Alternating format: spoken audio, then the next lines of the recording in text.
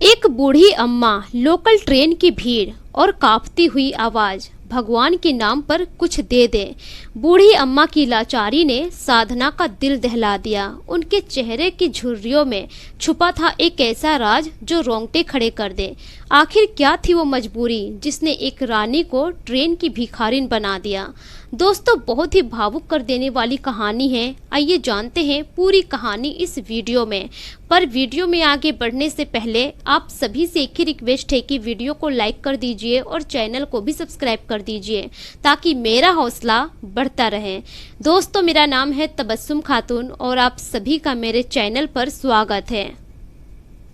एक दिन सुबह सुबह रोज की तरह साधना अपने ऑफिस के लिए निकल रही थी। वो लोकल ट्रेन पकड़ती है और फिर ट्रेन में अपने सीट पर जाकर बैठ जाती है और ट्रेन के चलने का इंतजार करने लगती है। तभी थोड़ी देर के बाद एक आवाज़ सुनाई देती है साधना को कि बेटा, भगवान के नाम पर कुछ दे दो। जब साधना खिड़की से बाहर देखती है तो एक 80 साल की बूढ़ी अम्मा जो हाथ फैलाए भीख मांग रही थी और वो हाथ साधना के तरफ ही फैलाई हुई थी। उस बूढ़ी अम्मा को देखकर साधना एकदम से हैरान हो जाती है और वो सोचने पर मजबूर हो जाती है कि इस उम्र में आखिर इनकी ऐसी क्या मजबूरी है जो भीख मांग रही है। जैसे ही साधना अपने बैग का चैन खोलती है कुछ पैसे निकालने के लिए कि तभी ट्रेन चल पड़ती है। वो बूढ़ी अम्मा हाथ फैलाए खड़ी रहती है। साधना आगे बढ़ जाती है। जब वो पीछे झांक कर देखती है तो बूढ़ी अम्मा वहीं पर खड़ी थी। साधना को बहुत अफसोस होता है कि वो उस बूढ़ी अम्मा की कोई मदद ना कर पाई। अब वो उसी बूढ़ी अम्मा के बारे में सोचते हुए अपने ऑफिस पहुंच जाती है। ऑफिस में जाती है और काम करने लगती है, लेकिन काम के दौरान साधना का मन ही नहीं लग रहा था। वो सिर्फ उसी बूढ़ी अम्मा के बारे में सोच रही थी। ऑफिस में बैठकर वो फाइल तो भले ही पलट रही थी, लेकिन उसका सारा ध्यान सिर्फ उसी बूढ़ी अम्मा पर ही था। वो यही सोच रही थी कि मैं क्यों उसकी मदद ना कर पाई। धीरे धीरे शाम का वक्त होता है। साधना की छुट्टी होती है।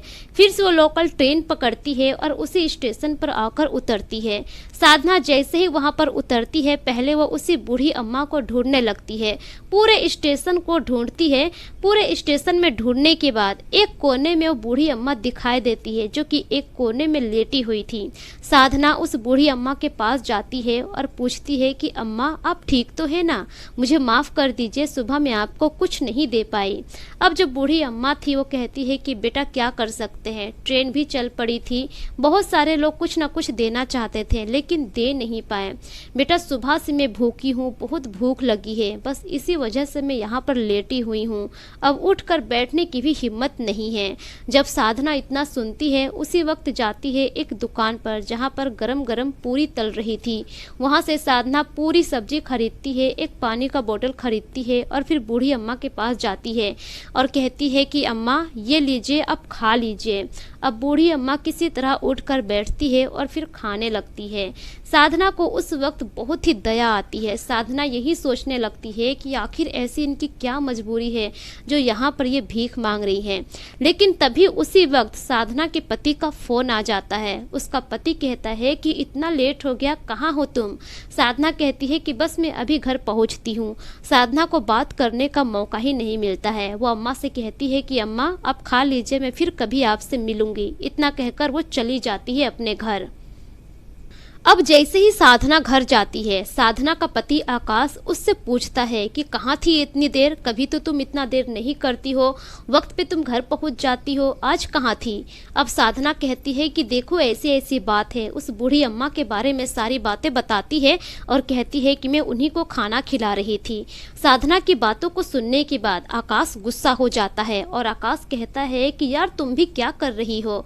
इस तरह के बहुत सारे लोग तुमको मिल जाएंगे बस स्टॉप पर, रेलवे स्टेशन पर। क्या सभी को तुम इस तरह से खाना खिलाती रहोगी? उन लोगों की तो आदत है, काम काज तो कुछ करेंगे नहीं, सिर्फ मुफ्त का वो लोग मांग के खाएंगे। ऐसा करने की जरूरत नहीं है। आखिर कब तक हम इस तरह से लोगों की मदद करते रहेंगे? लेकिन साधना कहती है कि यार, ऐसी बात नहीं है। वो बहुत बूढ़ी है और बहुत लाचार लग रही है, लेकिन उनको देखकर ऐसा लगता नहीं है कि वो गरीब फैमिली से हैं। उनके पीछे जरूर कुछ न कुछ राज छुपा हुआ है। मुझे तो मौका नहीं मिला उनसे बातें करने का, लेकिन नेक्स्ट टाइम मैं उनसे ज़रूर बात करूँगी। मैं कल फिर से जाऊँगी और उनसे बात करूँगी, उनसे पूछूँगी कि आखिर उनकी यह हालत कैसे हुई है। तब आकाश कहता है कि कल क्या करने जाओगी तुम स्टेशन, कल तो संडे है और ऑफिस की छुट्टी है। अब साधना कहती है कि इसीलिए तो मैं स्टेशन जाऊँगी क्योंकि कल मुझे कोई हड़बड़ी नहीं रहेगी। मैं इत्मीनान से उस बूढ़ी अम्मा के साथ बैठकर उनसे बातें करूँगी, उनके बारे में पूछूँगी। अब जो उसका पति था उसे बहुत सुनाता है, लेकिन साधना अपने पति को मनाती है। धीरे धीरे अगला दिन निकलता है। साधना सुबह का काम वाम करती है, अपने पति को नाश्ता देती है और फिर अपनी बेटी को कहती है कि तुम पापा के साथ ही रहना। साधना की एक बेटी थी जो कि 4 साल की थी। उसके बाद साधना चली जाती है रेलवे स्टेशन। रेलवे स्टेशन पर जाकर वो सब तरफ बूढ़ी अम्मा को ढूंढती है, वहाँ के कुलियों से पूछती है तो एक कुली कहता है कि दरअसल वो अम्मा स्टेशन के बाहर जो बरगद का पेड़ है वहीं पर लेटी हुई है। अब साधना जाती है उसी बरगद के पेड़ के पास तो देखती है कि वाकई में वो बूढ़ी अम्मा वहीं पर लेटी हुई है। साधना उनके पास जाती है और पूछती है कि अम्मा आप यहाँ पर क्यों लेटी हुई हैं, आज आप स्टेशन पर नहीं गई। अब वो बूढ़ी अम्मा कहती है कि बेटा क्या करूँ, अब शरीर मेरा साथ नहीं दे रहा है, 2-3 दिनों से मैं बीमार हूँ, ताकत नहीं है उठकर बैठने की, वहाँ पर जाकर मैं भीख कैसे मांगूँ। अब जो साधना थी पहले जाती है, फिर से कुछ नाश्ता खरीद कर लाती है और बूढ़ी अम्मा को देती है खाने के लिए। बूढ़ी अम्मा वहाँ पर बैठकर खाने लगती है। उसके बाद साधना पूछती है कि अम्मा आप भीख कब से मांग रही है। तब जाकर बूढ़ी अम्मा कहती है कि बेटा भीख मांगना किसे पसंद है और कोई शौक से भीख नहीं मांगता है। मैं तो ऐसे घर की थी कि रोजाना मैं गरीबों को खाना बांटती थी, कपड़े बांटती थी, लेकिन आज मेरी ये हालत हो गई है। मैं कभी सपने में भी नहीं सोची थी कि मेरा बुढ़ापा इस तरह से गुजरेगा। साधना जब ये बात सुनती है तो साधना कहती है कि अम्मा आपके साथ ऐसा क्या हुआ जो आप भीख मांगने को मजबूर हो गई। तब जाकर वह बूढ़ी अम्मा अपनी पूरी कहानी बताती है। वो कहती है कि शहर के सबसे अच्छे जगह में मेरा आलीशान घर था जो कि किसी महल से कम नहीं था।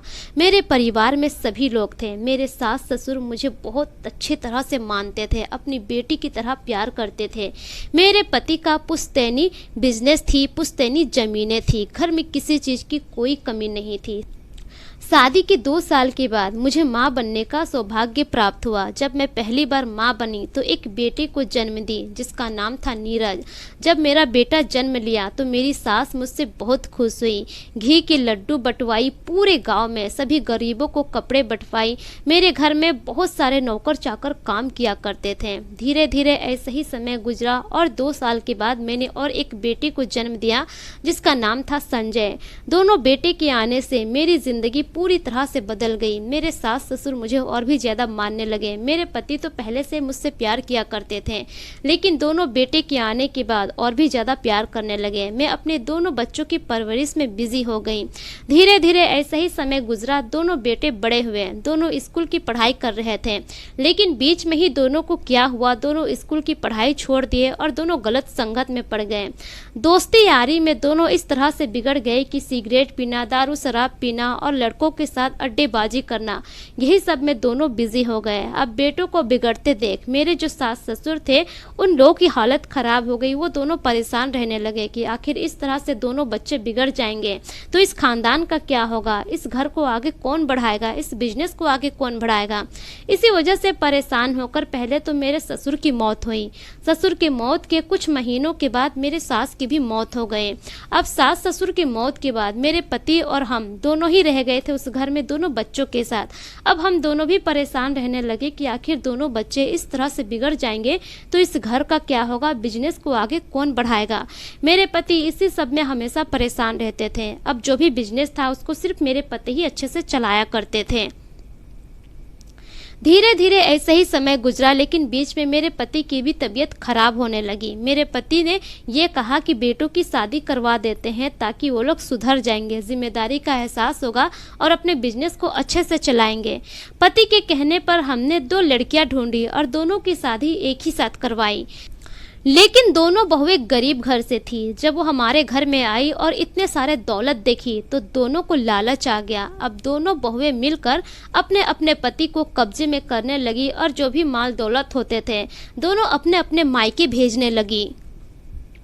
बीवी आने के बाद भी दोनों बच्चे नहीं सुधरे। दोनों का वही था, पीना खाना, दोस्तों के साथ पार्टी करना और अपनी बीवियों के साथ दोनों मौज मस्ती किया करते थे। और दोनों की बीवियां भी अपने पति का साथ दिया करती थी। घर में भी चारों मिलकर शराब पीते पार्टी किया करते। धीरे धीरे करके जब बिजनेस डूब गया तब जाकर दोनों को एहसास हुआ कि दोनों ने कितनी बड़ी गलती की है। अब घर में पैसों की तंगी आने लगी। इधर मेरे पति की तबीयत बहुत ज़्यादा खराब हो गई और उनकी भी मौत हो गई। पति की मौत के बाद अब मैं उस घर में अकेली लाचार पड़ गई। मुझे समझ में नहीं आ रहा था कि अब मैं क्या करूं। धीरे धीरे ऐसे ही समय गुजरा। दोनों बहुओं को अब ये लगने लगा कि मैं उस घर में बोझ बन गई हूं, मेरा एक्स्ट्रा खर्चा ज़्यादा आता है। दोनों बहुएं अब अपने अपने पति के कान भरने लगी। एक दिन की बात है कि मेरा जो छोटा बेटा था उसने मुझसे कहा कि माँ चलो मैं तुम्हें तीर्थ यात्रा करवा लाता हूँ। जब मेरे बेटे ने मुझे ऐसा कहा तो एक पल के लिए तो मुझे शक हुआ कि इस गरीबी में मेरा बेटा मुझे तीर्थ यात्रा कैसे करवाएगा, लेकिन मुझे खुशी भी बहुत हुई। मेरे बेटे ने मुझसे ये कहा कि माँ चलो अगर मैं आपको तीर्थ यात्रा करवा देता हूँ तो हो सकता है कि घर की गरीबी दूर हो जाए, हमारा बिजनेस अच्छा खासा चलने लगे। यही सोचकर मैं भी अपने बेटे के साथ निकल पड़ी। मेरा बेटा मुझे लेकर रेलवे स्टेशन गया, टिकट बुक किया और हम दोनों ट्रेन पर बैठे। जैसे ही 3 स्टेशन पार हुआ, चौथे स्टेशन पर ट्रेन रुकी। मेरा बेटा मुझसे कहा कि माँ तुम यहीं पर बैठो, मैं पानी की बोतल खरीद कर आता हूँ। मेरा बेटा ट्रेन से उतर गया, लेकिन उसके बाद मेरा बेटा ट्रेन में चढ़ा ही नहीं, ना ही वो मेरे पास आया। ट्रेन चल पड़ी। अब मैं परेशान हो गई, मेरा बेटा नहीं आया था। अब जैसे ही दूसरे स्टेशन पर ट्रेन रुकी मैं वहीं पर उतर गई, लेकिन तब तक मुझे एहसास हो गया था कि मेरा बेटा मुझे छोड़कर जा चुका है और उन लोगों की ही प्लानिंग थी। तब से मैं इसी स्टेशन पर हूँ और इस स्टेशन पर मैं भीख मांगकर अपना गुजारा कर रही हूँ। मेरे बेटे ने एक बार भी मुझे ढूंढने के लिए नहीं आया, कभी उन लोगों की शक्ल तक मैं नहीं देखी हूँ। कुछ दुकानदारों से मैंने कहा कि मेरे बेटे से बात करवा दो, लेकिन दुकानदार मुझ पर हंसने लगे। लोग यही कहने लगे कि तुम्हारा बेटा तुम्हें छोड़कर जा चुका है। अगर तुम्हारे बेटे को तुमसे प्यार होता और गुम हो गई होती तो आज तक तुम्हारा बेटा तुम्हें ढूंढकर जा चुका होता। अब मुझे भी यकीन हो गया था कि शायद उन लोगों की यही मर्जी थी। इसी स्टेशन पर सुबह से शाम तक मैं भीख मांगती थी और उसी बरगद के पेड़ के नीचे सोती थी, और जब बारिश होता था तो प्लेटफॉर्म में आकर एक चटाई बिछाकर सो जाया करती थी। आज मुझे काफ़ी वर्ष हो गए हैं इस स्टेशन पर भीख मांगते हुए। जब इतना सुनती है साधना तो उसके आंखों से आंसू टपकने लगते हैं, वो रोने लगती है।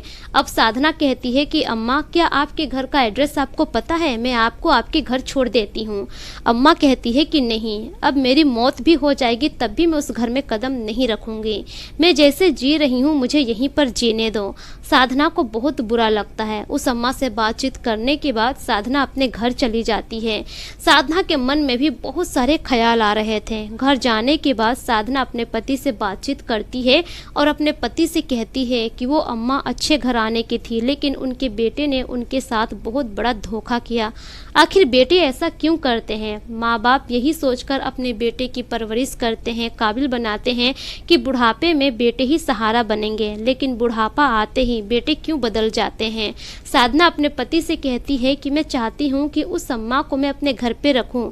मेरी बेटी को एक दादी मिल जाएगी। मेरी बेटी भी तो दादी के लिए तरसती है। वो हमेशा कहती है कि सबके दादा दादी हैं, मेरे क्यों नहीं हैं। अब जो उसका पति था आकाश, वो कहता है कि साधना ये तुम क्या कह रही हो? क्या अरे गहरे जितने भी बुजुर्ग मिलेंगे रास्ते में सबको हम अपने घर में ले आएंगे क्या? अब जो साधना थी वो अपने पति से कहती है कि आकाश तुम ये मत भूलो कि तुम्हें भी किसी ने गोद लिया था अनाथ आश्रम से। आज तुम जो कुछ भी हो उन्हीं लोगों की वजह से हो। बात ये अलग है कि उन लोगों की मौत हो गई। अगर उन लोगों ने तुम्हें गोद नहीं लिया होता तो आज तुम यहाँ पर नहीं होते।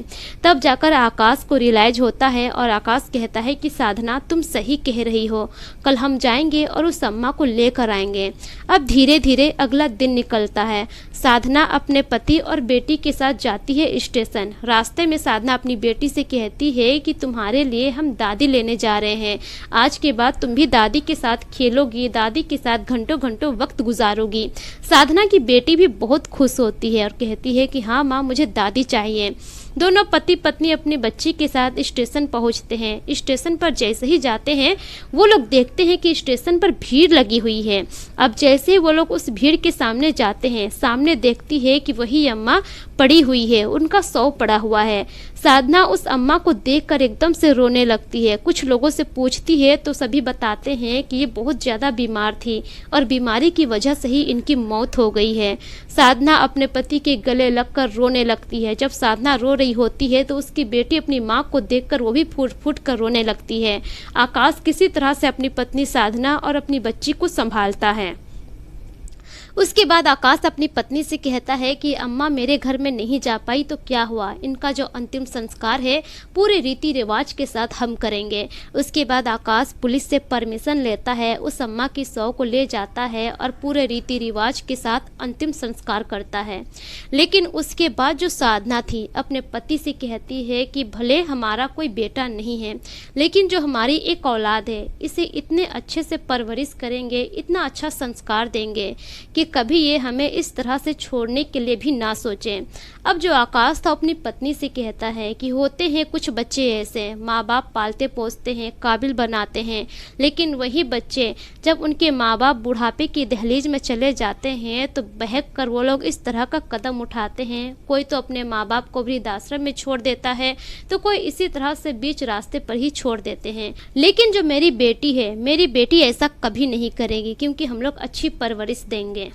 उसके बाद जो साधना थी कुछ महीने गुजरने के बाद अपने पति के साथ बातचीत करती है और एक फैसला करती है कि उसी स्टेशन के बगल में एक आश्रम खोलेगी। अब इस फैसले में साधना का जो पति था वो भी साथ देता है। कुछ महीनों के बाद साधना का पति अपने दोस्तों से बातचीत करता है और फिर उसी स्टेशन के बगल में एक आश्रम खोलता है, जिस आश्रम का नाम रखा जाता है अम्मा का आशियाना। और उस आश्रम में बहुत सारी बुजुर्ग महिलाएं, बुजुर्ग मर्द वहाँ पर रहने लगते हैं और वहीं पर उन लोगों का खाना पीना सब होता है, रहने की सुख सुविधाएं दी जाती है और आज भी वो आश्रम अच्छा खासा चल रहा है।